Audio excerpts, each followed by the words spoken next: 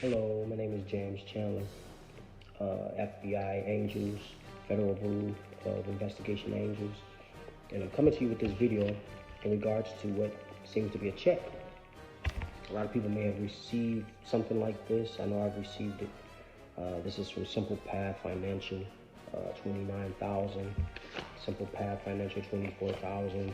Globe Life, 50,000. Globe Life, 50,000. Looks like a check. To me, it is a check, right?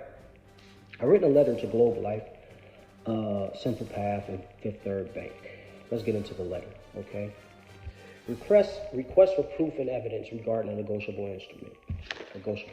Dear Sir, Madam, I hope this letter finds you well. I am writing to address an issue pertaining to a negotiable instrument which has recently come to my attention.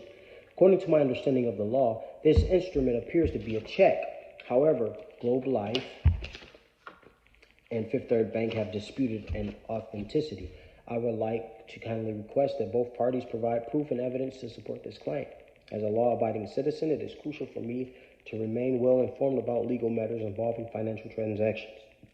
Upon conducting through research into negotiable instruments, particularly checks, and their legal definition, it is evident that this instrument meets the right requirements to be considered a check as outlined by the Uniform Commercial Code, UCC. The UCC defines a check as a written and conditional order signed by the drawer directing the bank to pay a sum of money to a named payee. It must contain a date, a fixed amount of money, specified in both numbers and words, name of the payee, and the drawer's signature. From my examination of the aforementioned instrument, it possesses all the essential elements required to qualify as a check under the UCC. In light of the aforementioned information, it is essential that Globe Life and Fifth Third Bank present substantial proof and evidence to demonstrate that the instrument in question is not, in fact, a check.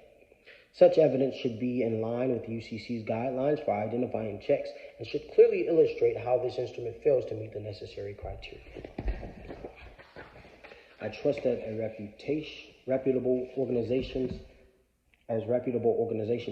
Globe Life and Fifth Third Bank, as well as Simple Path, will value transparency and fairness by promptly providing the requested verification and supporting documentation. I firmly believe that it is in the best interests of all parties involved to resolve this matter in a professional and judicious manner. I also have definitions of Section 3-104, which is the definition of negotiable instruments. Except as provided in subsections C and D, negotiable instrument means an unconditional promise in order to pay a fixed amount of money with or without interest or other charges described in the promise or order if it is payable to the bearer or to the order of the time it is issued or first comes into possession of an holder. It is payable on demand or at a definite time and does not state any other undertaking or instruction by the person promising or ordering a payment to do any act in addition. So they will use that to, say that this is not a check because of what's written on the back, right? So that's UCC, right? 3104. But if we go on and continue in law, definition of a non-negotiable instrument are not easily transferred from one party to another. For example, U.S. government savings bonds are non-negotiable, meaning they cannot be transferred and can only be cashed by owner of the bond. Also, there's a definition of a word called consent. Consent can be divided into express and implied. Express consent is the consent given directly, either verbally or in writing. Implied consent is the consent that can be inferred by actions, signs, or facts, or even by inaction or silence.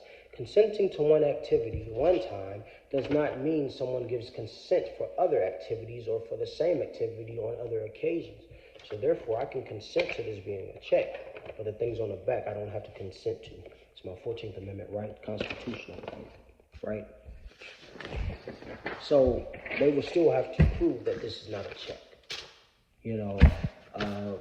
In my conclusion, if there is no lawful rebuttal, consider the transaction a success and release me my proceeds by law.